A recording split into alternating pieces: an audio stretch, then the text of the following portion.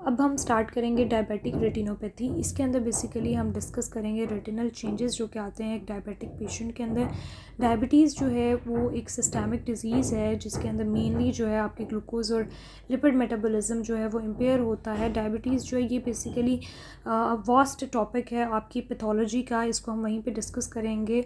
यहाँ पे हम इसको सिर्फ रेटिना के रेफरेंस से जो है वो डिस्कस करेंगे। जैसे कि आप जानते हैं कि डायबिटीज़ में जो आपके ब्लड शुगर लेवल्स होते हैं वो रेज़्ड हो जाते हैं, ठीक है। ब्लड ग्लूकोज लेवल्स जो हैं वो आपके रेज़्ड हो जाते हैं इसके अंदर, ठीक है। एक ऐसा पर्सन जिसको क्रॉनिक हाइपरग्लाइसीमिया है, ठीक है, वो जो है वो क्रॉनिक हाइपरग्लाइसीमिया जो इंक्रीज ब्लड शुगर लेवल है काफ़ी अरसे से, वो डैमेज करेगा आपके रेटिनल ब्लड वेजल्स को, ठीक है। ये एक नॉन इन्फ्लेमेटरी डिजीज़ है रेटिना की जिसको करेक्टराइज्ड किया जाता है कि इसके अंदर प्रोग्रेसिव डिसफंक्शन हो जाता है रेटिनल ब्लड वेजल्स का। डायबिटिक रेटिनोपैथी जो है ये मोस्ट इंपॉर्टेंट कॉज है विजुअल लॉस का वर्ल्ड वाइड, ठीक है। ये प्रिंसिपल कॉज है विजन इम्पेयरमेंट का डायबिटिक पेशेंट्स में between the 25 to 74 years of age, ठीक है। जैसे जैसे ड्यूरेशन डायबिटीज़ की एक पर्सन में इंक्रीज़ होती जाएगी वैसे वैसे जो रिस्क है डायबिटिक रेटिनोपैथी का वो बढ़ता जाता है, ठीक है। जैसे कि यहाँ पे आपको गिवन है कि आफ्टर 5 ईयर्स ऑफ डायबिटीज़, ठीक है, 15% रिस्क होता है डायबिटिक रेटिनोपैथी का, ठीक है। After 10 years the risk of diabetic retinopathy becomes 50%, ठीक है। 15 ईयर्स के बाद 60% रिस्क होता है, 20 ईयर्स के बाद 70% रिस्क होता है, जबकि 30 ईयर्स ऑफ डायबिटीज़ के बाद एक पर्सन में जो डायबिटीज़ की ड्यूरेशन है, जब 30 ईयर्स हो गए हैं एक बंदे को जिसको डायबिटीज़ है, ठीक है, 30 साल से उसको डायबिटीज़ है, तो उसके अंदर 90% रिस्क होगा डायबिटिक रेटिनोपैथी का, ठीक है। अब हम देखते हैं कि कौन से रिस्क फैक्टर होते हैं जो कि इंक्रीज़ करते हैं रिस्क डायबिटिक रेटिनोपैथी का, ठीक है। जैसे कि आपने पहले देखा है कि ड्यूरेशन ऑफ डायबिटीज़ की जितनी ज़्यादा ड्यूरेशन होगी डायबिटीज़ का उतना ज़्यादा रिस्क होगा डायबिटिक रेटिनोपैथी का। अनकंट्रोल्ड डायबिटीज़ जो होती है वो इंक्रीज़ करती है रिस्क डायबिटिक रेटिनोपैथी का, जबकि कंट्रोल्ड डायबिटीज़ जो होती है वो डिले करती है आपकी डायबिटिक रेटिनोपैथी के ऑनसेट को, ठीक है। Hypertension, obesity, pregnancy, nephropathy, hyperlipidaemia, anaemia, smoking, ये सब फैक्टर्स जो होते हैं वो इंक्रीज़ करते हैं रिस्क आपके डायबिटिक रेटिनोपैथी का, ठीक है। अब हम डिस्कस करेंगे पैथोजेनेसिस डायबिटिक रेटिनोपैथी की, ठीक है। डायबिटिक रेटिनोपैथी मेनली जो है वो स्मॉल ब्लड वेसल्स को अफेक्ट करती है, ठीक है, जिसके अंदर आपकी कैपिलरीज आ जाती हैं और इसके दोनों एंड्स के ऊपर, ठीक है, एक एंड पे जो है आर्ट्रियोल्स प्रेजेंट होती हैं, वो दूसरे एंड पे वेन्यूल्स प्रेजेंट होती हैं, वो ये मेनली इनको अफेक्ट करती है, ठीक है। इसको माइक्रो एंजियोपैथी भी कहा जाता है। Micro mean small, angio mean vessels, pathy means disease, ठीक है, यानी कि स्मॉल जो ब्लड वेसल्स होती हैं उनकी डिजीज़ होती है, ठीक है।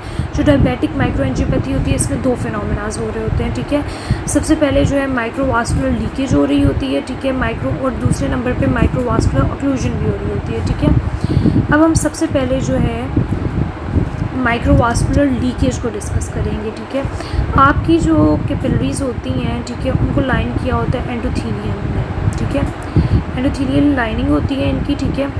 अब ये जो एंडोथेलियल लाइनिंग होती है इसको बेसिकली रैप किया होता है पेरिसाइट्स ने, ठीक है, पेरिसाइट्स ने इसको रैप किया होता है। इन्होंने यहाँ पे जो है जंक्शन फॉर्मेशन की होती है, ठीक है, जिसमें से सेलेक्टिव सब्सटेंसेस जो हैं वो सिर्फ डिफ्यूज़ हो सकते हैं, ठीक है।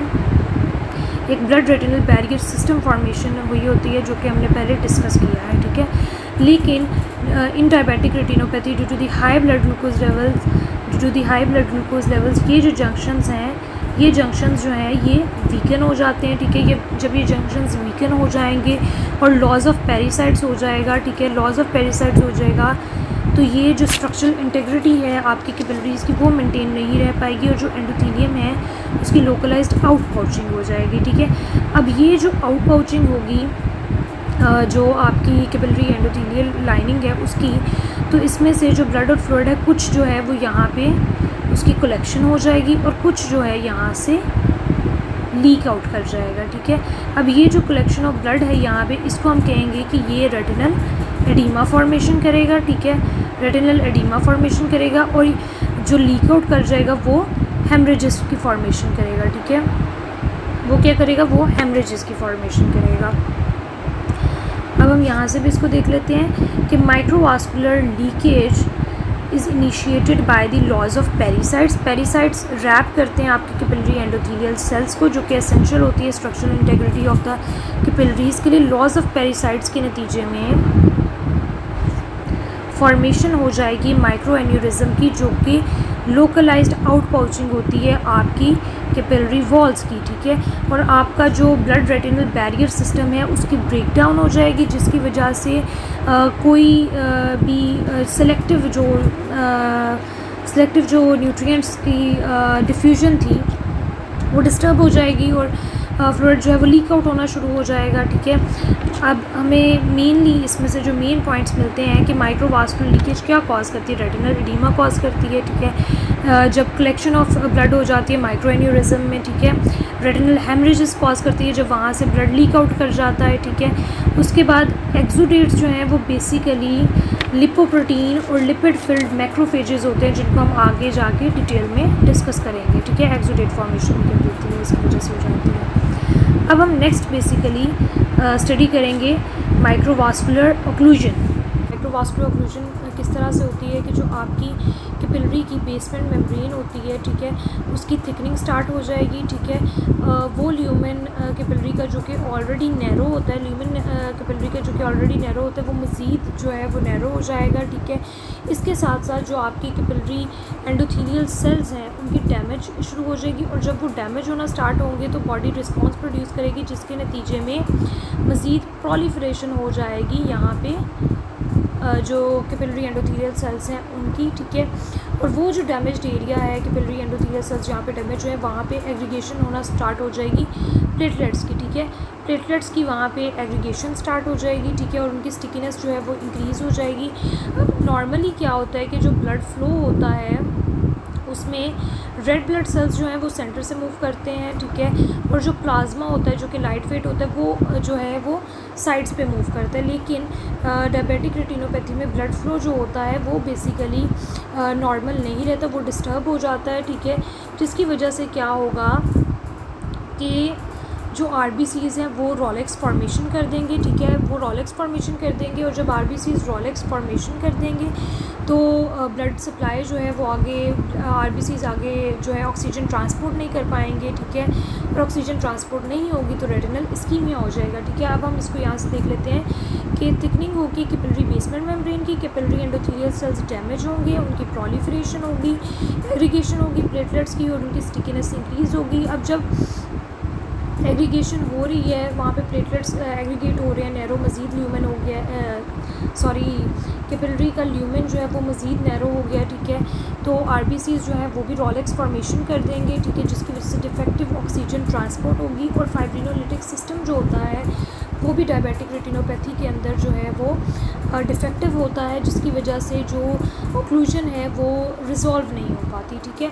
अब हम देखते हैं कि ये जो रेटिनल इस्कीमिया है इसके नतीजे में क्या होगा, ठीक है।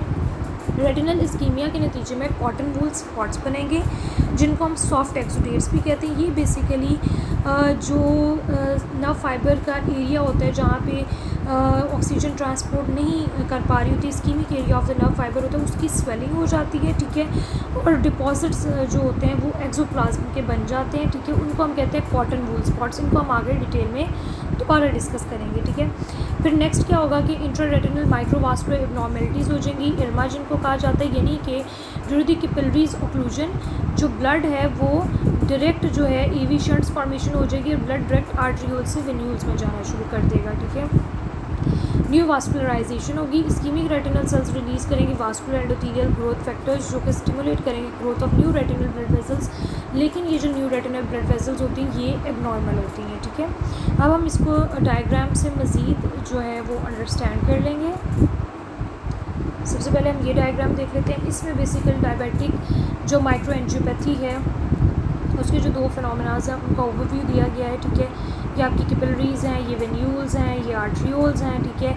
जो माइक्रोवास्कुलर लीकेज है उसको डिस्कस किया गया है, माइक्रोवास्कुलर ऑक्लूजन के बारे में बताया गया है। सबसे पहले हम माइक्रोवास्कुलर लीकेज की बात करेंगे। यहाँ पे आप देख सकते हैं कि ये कैपिलरी आपको शो की गई है, ठीक है। यहाँ पे आपको पैरासाइट्स शो किए गए हैं, ठीक है। अब due to the laws of the parasites क्या होगा, ये laws of the parasite show किया गया है। जब यहाँ पे लॉज हो जाएगा तो यहाँ पे आउट पाउचिंग हो जाएगी। जो कि एंडोथेलियल वॉल है कैपिलरी की उसकी, ठीक है, जिसके नतीजे में collection of blood and fluid हो जाएगा, जिसकी वजह से एडिमा डेवलप हो जाएगा, ठीक है, और कुछ लीक कर जाएगा ब्लड, जिसकी वजह से हेमरेजेस डेवलप हो जाएंगे, ठीक है। दूसरी तरफ हम देखते हैं कि ओक्लूजन, माइक्रोवास्कुलर ओक्लूजन में आप देख सकते हैं कि बेसमेंट मेम्ब्रेन जो है उसकी थिकनिंग हो जाएगी, एंडोथेलियल सेल्स जो हैं वो प्रोलिफरेट करेंगे, डैमेज होंगे, उनकी प्रोलिफरेशन होगी, ठीक है, जो प्लेटलेट्स हैं उनकी स्टिकीनेस होगी, उनकी एग्रीगेशन होगी, और आरबीसी जो है वो रॉलेट्स फॉर्मेशन कर देंगे, ठीक है। अब नेक्स्ट डायग्राम को हम देखते हैं।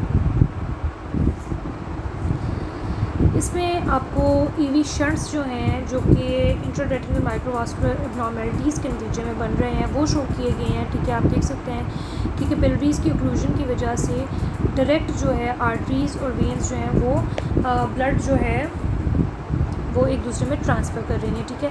तो इस तरफ दिखाया गया है कि रेटिनल इस्कीमिया जो होता है उसके नतीजे में वेज़ोफॉर्मेटिव सब्सटेंसेस रिलीज़ होंगे, जैसे कि वास्कुलर एंडोथेलियल ग्रोथ फैक्टर, और उसके नतीजे में क्या करवा रहा है, रिबियोसिस आयराइडिस को करवाएगा, ठीक है, यानी कि न्यू ब्लड वेसल्स जो है वो आयरिस की सरफेस पे फॉर्म होना शुरू हो जाएंगी, जो कि पहले प्रेजेंट नहीं थी, ठीक है। अब जब न्यू वेसल्स आयरिस की सरफेस पे फॉर्म होना शुरू हो जाएंगी, ये होंगी भी अब नॉर्मल, ठीक है। इसके साथ साथ एंगल ऑफ द आई भी ये डेवलप होना स्टार्ट हो जाती है, ठीक है, और इवेंचुअली इनका जो है फाइब्रोसिस हो जाता है, और जब फाइब्रोसिस होगा एंगल ऑफ द आई के ऊपर तो जो है जो इंट्राओक्यूलर प्रेशर है वो रेज़ हो जाएगा, क्योंकि फ्लूइड लीव नहीं कर पाएगा आई को, ठीक है, जिसकी वजह से नियोवास्कुलर जो है वो ग्लोकोमा हो जाता है, ठीक है। इसके साथ साथ वेज़ोफॉर्मेटिव सब्सटेंसेस जो होते हैं प्रोलिफरेटिव रेटिनोपैथी कॉज करते हैं, ठीक है। अब नेक्स्ट जो है वो हम देखेंगे मैकेनिज़्म जो है विजुअल लॉस का डायबिटिक रेटिनोपैथी में।